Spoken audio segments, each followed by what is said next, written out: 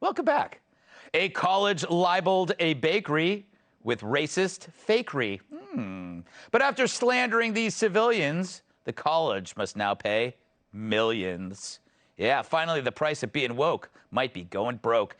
An Ohio appeals court, aren't they all, recently upheld a $32 million victory for Gibson's Bakery over false racism accusations leveled against the mom and pop shop.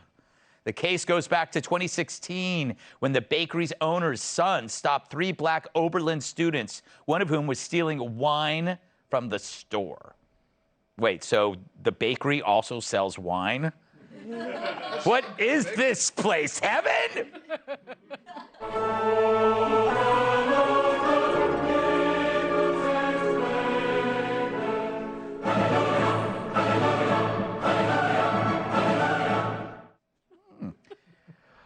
Well, that led to protests against the bakery in 2017.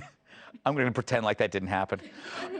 Among the protesters was Oberlin's dean of students, who handed out flyers telling people to shop elsewhere and accusing the bakery of racial profiling.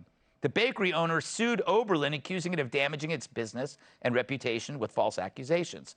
After a legal battle, a 3-judge panel ruled against the college, upholding that multi-billion-dollar ruling. So the Gibsons will have their cake and a pile of dough, too.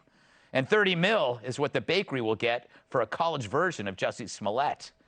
So now we know the cost of woke is precisely $32 million. Coincidentally, that's the same amount of money I spent last year on charity. That's her stage name. Anyway, because she's a stripper. Michelle, yes. You gotta love this story coming from Berkeley, right? Well, we're both Berkeley alums. We are. Yeah. I love wine and I love cake, and that is heaven to me. I dream of cake sometimes. Do you ever have dreams where there's like tables and tables of cake? I actually do. Okay. So wokeism got hijacked, right. By this because this was, this is about race. No, it wasn't.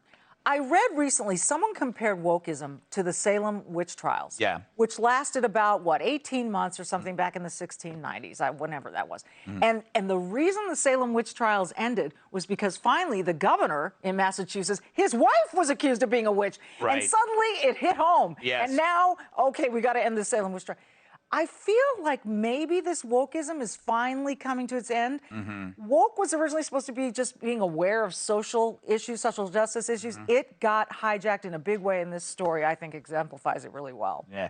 Kat, it's Oberlin, more like Overlin. That's really good. Thanks. Yeah. Feels like a shirt. Yeah. Absolutely. I don't think she's being sincere. No, of course, I would always be sincere. Sincerely, Kat. I don't know. I mean, tens of millions of dollars, that's like a lot of money. It is. Yeah. Well, for you. For anybody. Well, for you. Okay, yes, including for me.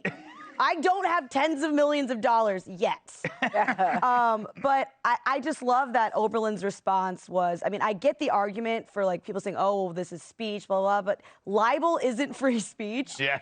And Oberlin's coming out and saying that this is, going to present free speech concerns, which is not a concern that they've ever presented. Right. Ever. I mean, that school is the wokest of the woke. And the fact that everyone repeated the same thing. Long history of racial discrimination. Right. Long history of racial discrimination without looking, and there's actually no history of that. Yeah. Which there's a big difference between long and no. This could wide difference. Yeah. This could be the worst thing Oberlin's ever done. But then Michelle, who just told me that Lena Dunham graduated from Oberlin, so that's the worst thing to ever come out of Oberlin.